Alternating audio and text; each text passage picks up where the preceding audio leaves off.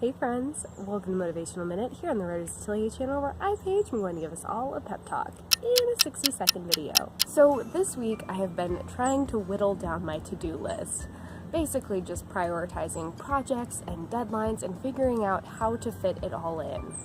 And it made me want to ask, how do you set yourself up for success?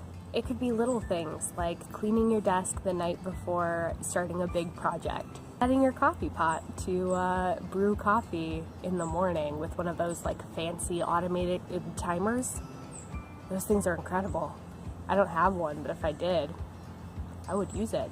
Lately, I've been trying to pick a goal and sit down until it's finished. Whatever it is, I try to sit down and get it done. And this week, that's what's been working for me. Let me know how you stay motivated and set yourself up for success, and I will see you again next week. Bye, everyone!